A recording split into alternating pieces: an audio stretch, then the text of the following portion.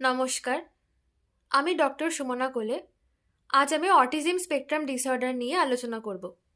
Autism spectrum disorder হলো একটি neurodevelopmental condition যা শিশুর সামাজিক যোগাযোগ, ভাষা এবং আচরণের বিকাশে পার্থক্য সৃষ্টি করে। অটিজমে তিনটি মূল সমস্যা থাকে। প্রথমত, সামাজিক পারস্পরিক যোগাযোগের ঘাটতি।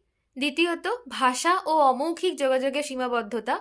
এবং তৃতীয়ত, পুনরাবৃত্ত বা সীমাবদ্ধ আচরণ।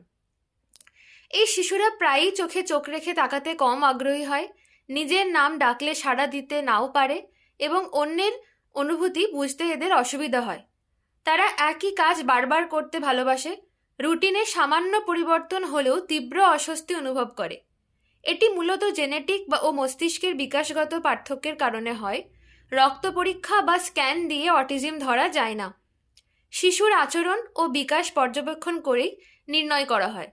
যদি আপনার শিশুর মধ্যে এই লক্ষণগুলো দেখা যায়, যেমন সামাজিক যোগাযোগের সমস্যা, ভাষার বিকাশে বিলম্ব বা পুনরাবৃত্ত আচরণ, তবে দেরি না করে একজন সাইকিয়াট্রিস্টের পরামর্শ নেওয়া অত্যন্ত গুরুত্বপূর্ণ, কারণ দ্রুত নির্ণয় শিশুর ভবিষ্যৎ বিকাশের মূল চাবিকাঠি।